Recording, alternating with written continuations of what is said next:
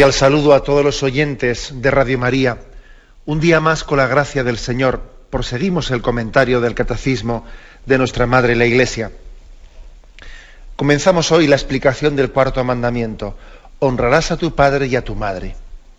Así lo hemos aprendido en esa formulación escueta: honrarás a tu padre y a tu madre, o honra a tu padre y a tu madre. El Catecismo lo explica a partir del punto 2197. Pero antes de comenzar con ese punto, ofrece unos textos bíblicos en los que también se va a inspirar toda su reflexión, en la reflexión del Catecismo. Y hoy nos vamos a centrar en estos textos bíblicos. Están, pues, como digo, en la introducción, en el encabezamiento del punto 2197. No es que después el Catecismo los comente, no, sencillamente los cita, los transcribe para comenzar a exponer luego la doctrina católica sobre la moral del cuarto mandamiento. Pero creo que también es bueno que hagamos una breve exégesis o comentario espiritual sobre los que van a ser los textos bíblicos fundamentales que hablan del cuarto mandamiento y que van a inspirar la doctrina católica, la doctrina moral católica. El primer texto que se nos ofrece es el de Éxodo 20:12, que es precisamente del que se ha tomado la formulación del cuarto mandamiento: honra a tu padre y a tu madre. Dice ese texto, Éxodo 20:12: honra a tu padre y a tu madre, para que se prolonguen tus días sobre la tierra que el Señor tu Dios te va a dar. Curioso, ¿no?, este texto. En primer lugar, igual creo que sería bueno hacer una mínima reflexión sobre la palabra honrar. Honra a tu padre y a tu madre. El hecho de que la Sagrada Escritura, inspirada, no olvidemos nunca, por el Espíritu Santo, haya elegido ese término, honra a tu padre y a tu madre, podía también haber elegido otros. Podía haber dicho cuida, podía haber dicho obedece, podía haber dicho incluso ama, O sea, podía haber dicho muchos términos. Bueno, ha elegido el de honra. Honrar. ¿Qué significa honrar, no? Pues, hombre, yo creo que la palabra honrar en este contexto del cuarto mandamiento se refiere especialmente a, en primer lugar, respeto, a respetar, tener ese sentido de respeto reverencial. Se refiere también a reconocer méritos, agradecer de una manera, tener conciencia de que, pues, vivimos gracias a lo que hemos recibido. Es un reconocimiento. Honra a los que te han dado la vida, ¿no? Reconoce sus méritos, sea agradecido hacia los dones. También la palabra honrar podemos entenderla como tener motivo de orgullo, estar orgulloso de nuestros padres. Nos honra el alimentar a nuestros padres, nos honra ser hijos de ellos, ¿no? Ese sentido de motivo de orgullo. Yo creo que ciertamente la palabra honrar no hay que entenderla en otro sentido que a veces es utilizado, ¿no?, que es buscar honores o celebridades. No, en ese sentido no. La prueba es que el mismo Señor en el Evangelio, él dice, reprocha a los fariseos que les gusta buscar lugares de honor, les gusta destacar, les gusta que les llamen maestro. No sea así ante vosotros no os dejéis llamar padre ni maestro. Es decir, no es en ese sentido en el que ciertamente la Sagrada Escritura utiliza aquí la palabra honra a tu padre y a tu madre, no en el sentido de buscar celebridades o buscar un buen nombre delante de los demás, no. Más bien, el Señor, el Espíritu de Jesucristo, está también queriendo que nosotros vivamos el bien moral que podamos realizar, lo vivamos, pues, de una manera, podríamos decir, parca, sencilla, cuasi anónima. En resumen, la palabra honrar no hay que entenderla en el sentido de honores, buscar reconocimientos delante de los hombres, sino en el sentido de honrar es respetar, reconocer méritos, agradecer, sentirnos también orgullosos de nuestros padres. Bueno, pero es que el texto dice algo más que puede llamar la atención, ¿no? Éxodo 20:12. Honra a tu padre y a tu madre para que se prolonguen tus días sobre la tierra que el Señor tu Dios te va a dar. Claro, hace una especie como de promesa de que si honras a tus padres vas a tener una vida larga, una vida prolongada. El Señor te va a dar una vida larga. Y esto nos puede llamar la atención, ¿no? ¿Y esto cómo lo entendemos? Bueno, pues yo creo que es necesario hacer el recordatorio de que, bueno, pues de que en el Antiguo Testamento hay todo un proceso de ir reflexionando y de ir avanzando en cuáles son los signos a través de los cuales recibimos la bendición de Dios. Y en el Antiguo Testamento se comienza por entender que cuando Dios bendice a una persona, pues la bendice con las riquezas. Las riquezas son bendición de Dios. O la bendice con una vida larga. Y Yahvé le bendijo y le dio una vida larga. Y Yahvé le bendijo y le dio muchos hijos. Y Yahvé le bendijo y le dio una gran fama. Es decir, en el Antiguo Testamento, eso es evidente. No, al principio no existe otra forma de entender de qué manera Dios pueda bendecir a sus hijos, sino dándoles riquezas, dándoles vida larga, dándoles muchos hijos y dándoles mucha fama. Ahí está la historia de Job, ¿la recordáis? Job, que era un hombre pues lleno de lo que se entendía de bendiciones de Dios, recibió la prueba de que a través de ataques y a través de desgracias naturales, pues resulta que se quedó solo, sin hijos, sin posesiones, sin salud, y parecía que Dios le había maldecido. Y allí se produce un diálogo en torno a Job, ¿no? ¿Qué has hecho? ¿Qué pecado has cometido? Porque si resulta que has perdido tus bienes, algo malo habrás hecho para que Yahvé te los quite, ¿no? Y allí comienza una diatriba, ¿no? Y él dice que no, que yo soy inocente, que no he hecho nada, ¿no? Bueno, se está como cuestionando ya en el libro de Job, en el Antiguo Testamento, a ver si es cierto eso de que Dios bendice con las riquezas, pues con la vida larga, con la buena fama, a los que son fieles, ¿no? Y finalmente, pero ojo, finalmente el libro de Job todavía no ha superado esa concepción, y cuando se demuestra la inocencia de Job y él comparece ante Yahvé y se humilla delante de él, termina el libro de Job diciendo, y Job recibió no sé cuántos rebaños de ovejas, muchos más, y de camellos, muchos más de los que tenía antes, y tuvo muchos más hijos, y vivió una vida larguísima, etcétera, etcétera. Es decir, el libro de Job termina de nuevo sin superar, ¿no?, esa concepción de que la bendición de Dios se recibe de esa manera material. Claro, durante la Sagrada Escritura hay un ir avanzando poco a poco en la comprensión de cómo son los dones de Dios, de cómo son los dones de Dios. Y en concreto, en cuanto a las riquezas se refiere, pues bueno, Jesucristo vendrá, y cuando Jesucristo llegó, Jesucristo nos dio a entender que especialmente para él eran bienaventurados los pobres y no los ricos. Y incluso habló del peligro de las riquezas, y que incluso difícilmente los ricos entrarán en el reino de los cielos, y que tienen que tomarse muy en serio, ¿no?, el desprendimiento para su salvación. O sea, es decir, aquí ha habido, como veis, un proceso del Antiguo al Nuevo Testamento pues muy fuerte, muy fuerte. Y lo mismo también en lo que se refiere a la vida larga. En el Antiguo Testamento, pues si alguien estaba bendecido por Dios, tenía que morir ancianísimo. Si había muerto joven, a ver qué había pasado ahí, ¿no? Dios no le había bendecido, ¿no? Pero poco a poco, sin embargo, se va entendiendo que la vida física no es el valor absoluto. Y, por ejemplo, ya en el momento final del Antiguo Testamento se había ido avanzando mucho en eso. Por ejemplo, en el libro de la Sabiduría, en el capítulo 4, este ya es uno de los libros últimos del Antiguo Testamento, ¿no? Y ya se ha avanzado mucho en esa concepción de que eso de que Dios únicamente, de que Dios a los justos les bendice con una vida larga, se pone en cuestión.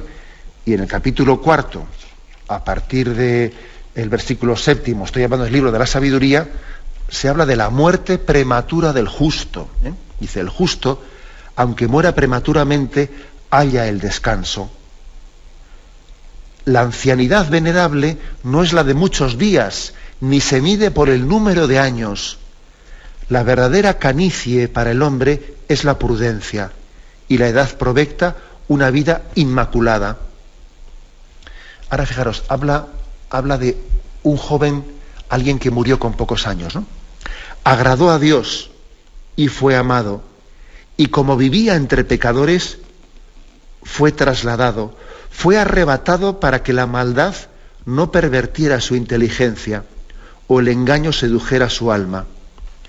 Es curioso, es una reflexión ya del Antiguo Testamento en la que viene a decir, mira, Dios se ha podido llevar perfectamente a un joven, le ha podido llamar a su seno, ¿no? A un joven que todavía no había sido bendecido con una vida física larga, dice, fue arrebatado por Dios para que la maldad no le pervirtiera. Y entonces ya el libro de la sabiduría está entendiendo que es mejor una vida corta, pero en santidad, que no una vida larga, pues vivida en medio de peligros y en medio del pecado. Claro, ya hay un avance, como veis. Lógicamente llega Jesucristo y Jesucristo está incluso ofreciendo su vida en martirio, y alabando también el martirio de su primo Juan Bautista, etcétera, etcétera, ¿no? Y no digamos nada, el episodio de los santos inocentes, aquellos niños que murieron en vez de Jesucristo, no sacrificados por Herodes. Es decir, el ideal que Jesucristo predica no es el de una vida larga, no es el de una vida larga, sino que es el de una vida santa e intensa, ¿no?, a los ojos de Dios. Bueno, como veis, por lo tanto, aquí hay un avance, ¿no? Eso de que Dios, si bendice a alguien, le da muchas riquezas, una vida larga, incluso muchos hijos. Hombre, vamos a ver, también el Señor nos ha hecho entender de que la infertilidad física no es signo de maldición de Dios. Y Dios también a una persona le puede dar, pues también la cruz de no poder tener hijos, pero que eso suponga también, y él lo entienda como una llamada de Dios a una maternidad y una paternidad espiritual. Luego no es una maldición de Dios, sencillamente es una cruz que debemos de abrazar en esta vida, viendo también qué nos quiere decir el Señor con ella. Y no digamos nada del tema de la buena fama. Pero claro, en el Antiguo Testamento, el que era bendecido por Dios en esos primeros estadios del Antiguo Testamento, pues tenía que tener la buena fama, que todo el mundo le honrase, le respetase. Pero hombre, luego ya van los profetas, nos van diciendo que el que es fiel a Yahvé, pues todos los profetas recibieron persecuciones y fueron incomprendidos. Hay que ver Jeremías, etcétera. Y luego todos los profetas recibieron persecuciones, y llega el Señor, llega Jesucristo y nos dice, ahí sí todos hablan bien de vosotros. ¡Qué peligro!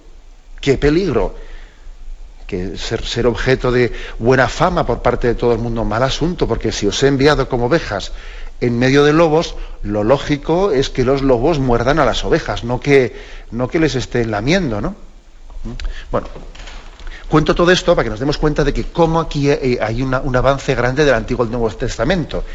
Y entonces esto es lo que nos tiene que permitir entender en su contexto la expresión de Éxodo, del libro del Éxodo, capítulo 20, versículo 12, ¿no? Donde ahí en el Antiguo Testamento se decía, honra a tu padre y a tu madre para que se prolonguen tus días sobre la tierra que el Señor tu Dios te va a dar. Es decir, es un texto que está escrito, pues bajo esta mentalidad, ¿no? Bajo la mentalidad de que a los que Dios bendice tienen una vida larga. Una vida larga. Los que obran bien, los que son santos, tienen una vida larga, mientras que el haber muerto joven se consideraba como un signo de maldición. Lógicamente esto es purificado, es purificado. También ha sido necesario todo un recorrido para entender que de qué nos sirve, de qué nos puede servir de alguna manera salvar o ganar el mundo entero si perdemos nuestra alma. El Señor nos ha ido haciendo caer en cuenta, en la medida en que la vida eterna, ¿no?, se ha entendido como la única meta definitiva, el único valor absoluto, ¿no?, es la vida eterna, y los mártires lo han testificado con su propia vida, ¿no? Lo único importante pues es estar con el Señor para siempre, la eternidad. Desde esa convicción, desde esa fe, Podemos relativizar fama, vida prolongada en los años, nuestras propias riquezas, etc. En resumen, Éxodo 20:12. Honra a tu padre y a tu madre para que se prolonguen tus días sobre la tierra que el Señor tu Dios te va a dar. Tenemos un momento de reflexión y continuamos enseguida.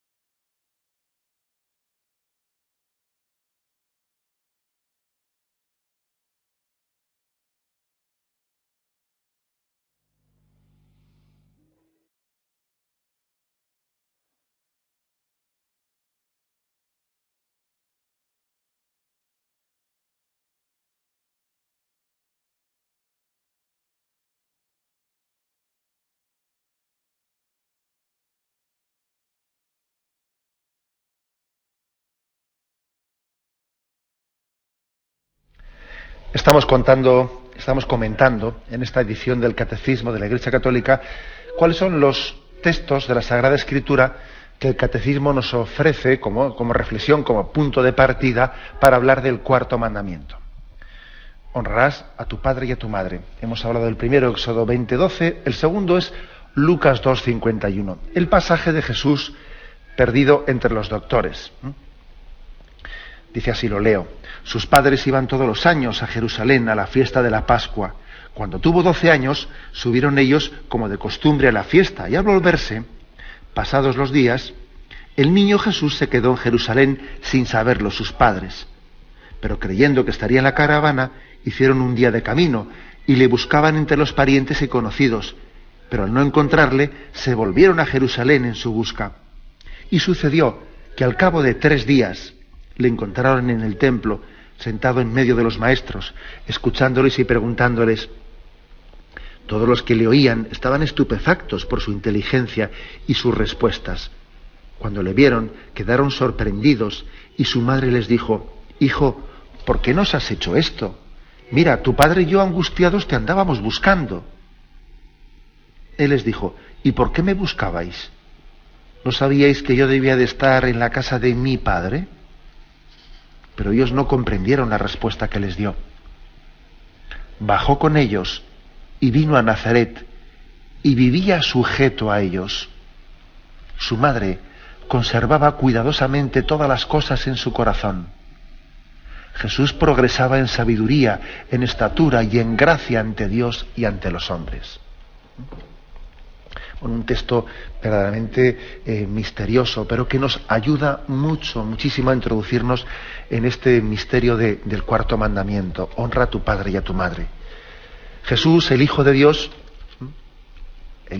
hecho hombre, que nació y vivió en esta familia de Nazaret, parece como que vio el momento, el Padre le reveló el momento de dar, yo me atrevería a decir, como un toque de atención a José y a María, para que tuviesen siempre en mente, siempre en consideración, para que meditasen de continuo sobre este misterio, el misterio de Jesús puesto en manos de la Sagrada Familia. El Padre les había puesto ese don del cielo en sus manos, en el seno de María, ¿no?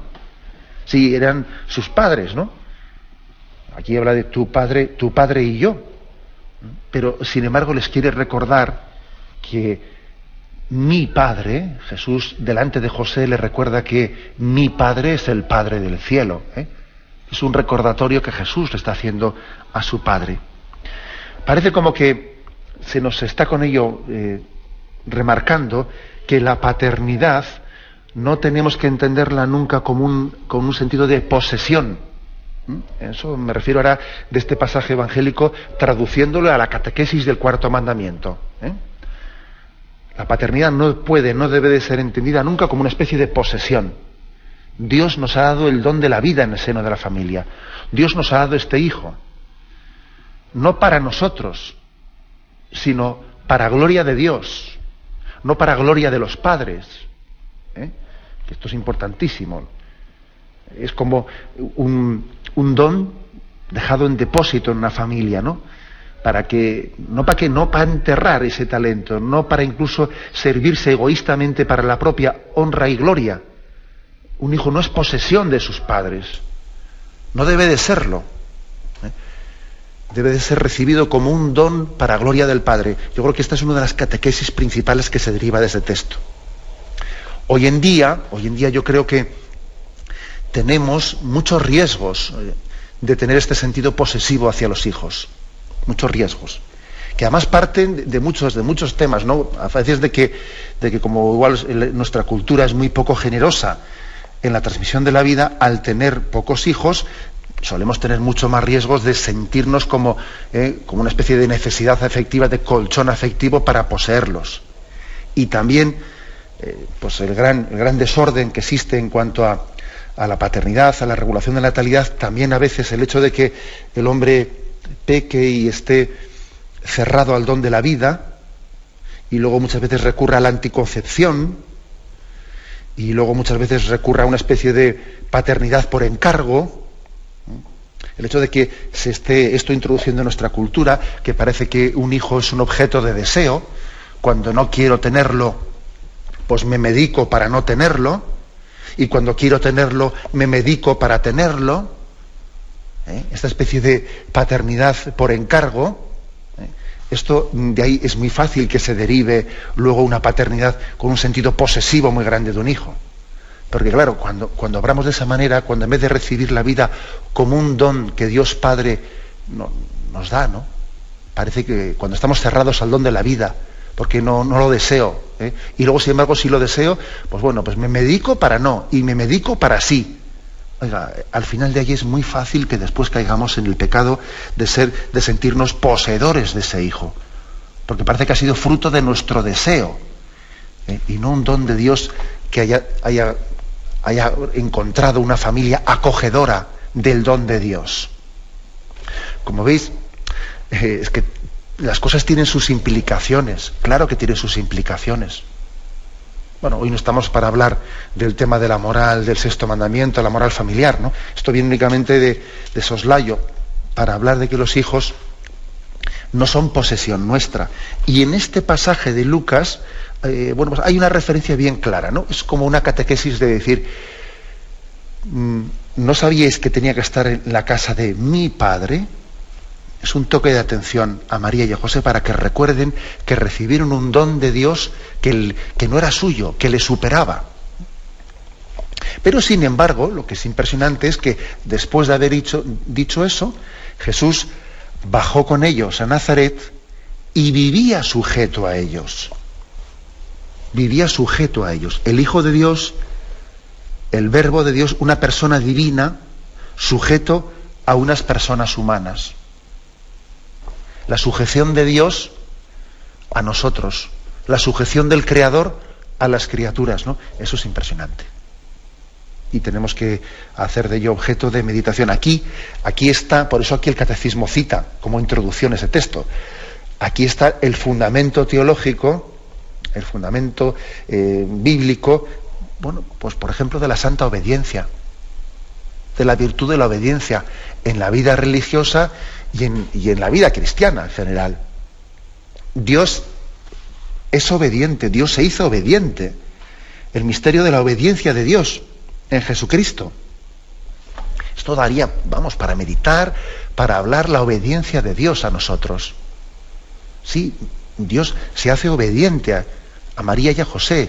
Dios también se hace obediente a la propia Iglesia, cuando Él dice, lo que atéis en la tierra quedará atado en el cielo. Y Jesús se hace obediente a nuestros labios. Cuando nosotros pronunciamos, esto es mi cuerpo, Jesús, obediente a nuestras palabras, se hace allí presentes. Dios se hace obediente al hombre. Es impresionante, ¿no? ¿Y no va a ser el hombre obediente a Dios? Esto es un misterio que tenemos que meditarlo una y otra vez, ¿no? El misterio de la humildad de Dios, de su obediencia en Jesucristo, ¿no? Y no únicamente, como estoy diciendo, en aquellos años que vivió entre nosotros, físicamente presente y se sometió a la obediencia de la familia de Nazaret. No, incluso también cómo Él ha querido, en ese misterio de obediencia, permanecer entre nosotros, sujeto también a la mediación de la Iglesia. Este texto es un fundamento teológico para que meditemos en la santa paciencia de Dios. Dios espera, tenemos que saber esperar los tiempos de Dios, porque es que Jesús bajó con ellos y vivió en Nazaret, sujeto a ellos, pues ni más ni menos la friolera de tantísimos años, ¿no? Aquellos 30 años de vida oculta, el misterio de la paciencia de Dios que espera el tiempo de gracia. Y también creo que este es otro texto muy iluminador para los padres, cuando dice: su madre conservaba cuidadosamente todas estas cosas en su corazón y las rumiaba en su corazón, las meditaba en su corazón.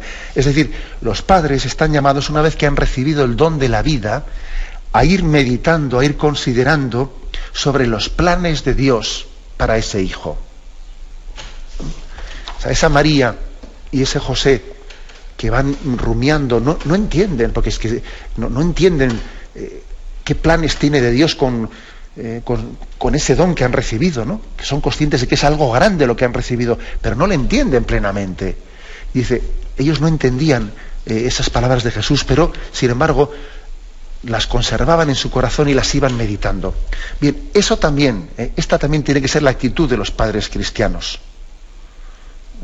Ser conscientes del don de Dios que han recibido en la vida e irlo rumiando, irlo meditando, irlo en conversación con el Señor, ¿no? Señor, ¿qué quieres de mí para con este hijo que me has dado? ¿Qué tienes pensado para él? ¿Estoy siendo yo instrumento tuyo adecuado, ¿no? Para que este niño crezca en sabiduría, en inteligencia, en gracia, en estatura ante ti. ¿Soy yo instrumento tuyo adecuado, ¿no? Para que tu plan, para con este hijo que me has dado, ese plan llegue a plenitud, para que este hijo sea lo que tú has dispuesto, ¿no? También para la salvación de los demás, porque todos tenemos un puesto importante en el plan salvífico de Dios. Es importante que los padres se hagan ese tipo de reflexiones, que mediten y no se olviden, ¿no? Que no se olviden del don de Dios, porque es posible que un padre tenga un momento de gracia muy fuerte, pues el momento de la paternidad y la maternidad, ¿no? Ver que como la vida surge de ellos. Pero luego es posible que fácilmente van pasando los años, se acostumbran a que ahí en la familia cada uno va cogiendo sus grados de independencia, y poco a poco, bueno, pues nos vamos un poco alejando de ese sentido de misterio. Y el misterio no tiene lugar únicamente en el momento del embarazo, en el momento del parto. El misterio también sigue teniendo lugar cuando el niño tiene 7 años, y 9, y 12. El misterio de que el Señor me ha puesto este hijo en la familia y yo tengo que meditar. Tengo que ir rumiando en mi vida, pues, qué es lo que Dios quiere de este niño, ¿no? O sea que es, por lo tanto, un texto, el texto de Jesús perdido en el templo, un texto clave para fundamentar también la vivencia del cuarto mandamiento, tanto desde el punto de vista de los hijos como desde el punto de vista de los padres. Tengamos un momento de reflexión y continuamos enseguida.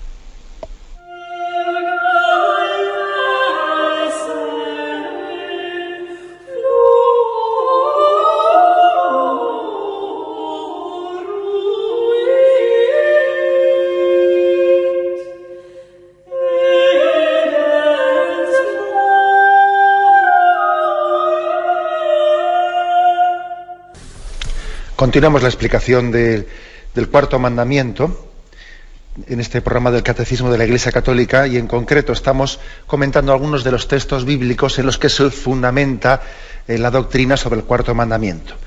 Hemos comentado el texto de Éxodo 20:12, el texto de Lucas 2:51, Jesús perdido en el templo.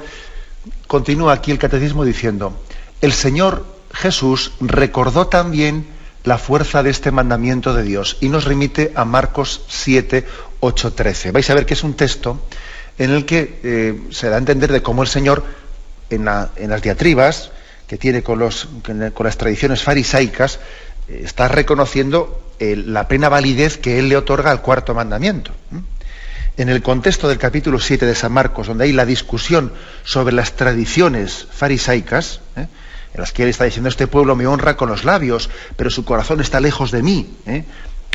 Tienen todo, habéis ido creando una serie de tradiciones sobre que si no se puede comer con las manos impuras, que hay que lavar pues los objetos para la comida de esta manera, de la otra manera, toda esa especie de prescripciones, de tradiciones humanas que los fariseos se habían ido creando y que Jesús considera vacíos de contenido, ¿no? Estáis sepulcros blanqueados, que estáis por fuera guardando las formas y por dentro estáis llenos de corrupción. Bueno, en ese contexto, en Marcos 7, versículos 8 y siguientes, se dice esto: dejando el precepto de Dios, os aferráis a la tradición de los hombres. Les decía también: qué bien violáis el mandamiento de Dios para conservar vuestra tradición, porque Moisés dijo: honra a tu padre y a tu madre, y el que maldiga a su padre o a su madre sea castigado con la muerte. Pero vosotros decís: si uno dice a su padre o a su madre: lo que de mí podrías recibir como ayuda, lo declaro corbán, es decir, ofrenda a Dios. Corbán era una tradición humana en la que digo: bueno, yo esto hago una ofrenda mía a Dios. Entonces, los fariseos cogieron esta costumbre. Bueno, lo que yo tenía que hacer con mi padre, lo que yo tenía que darle a mi padre para cuidarle, no se lo puedo dar porque se lo he dado una ofrenda a Dios. Y esto Jesús lo reprende. Dice: lo que de mí podrías recibir como ayuda, lo declaro corbán, es decir, ofrenda a Dios. Ya no le dejáis hacer nada por su padre y por su madre, anulando así la palabra de Dios por vuestra tradición que os habéis transmitido, y hacéis así cosas semejantes. O sea, que Jesús reprende el hecho de que las tradiciones judías hayan llegado a anular de facto, en la práctica, el cuarto mandamiento de honrar a tu padre y a tu madre. Y encima intentando escudarse en que, claro, no le he ayudado a mi padre y a mi madre, porque es que como se lo he dado al templo, se lo he dado a Dios, pues entonces eso era primero y le he dejado colgado a mi padre y a mi madre. Eso Jesús lo reprende, lo reprueba, porque entiende que eso son tradiciones humanas, mientras que el mandamiento del cuarto mandamiento es ley de Dios.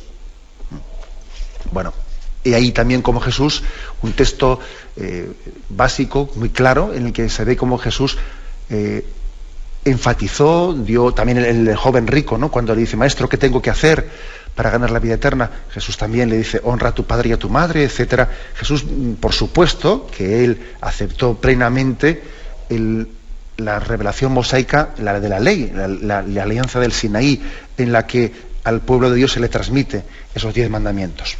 Es posible que algún oyente también se haga la reflexión: bueno, pero en la vida religiosa, ¿no podríamos también hacer esta acusación que Jesús hizo a los fariseos?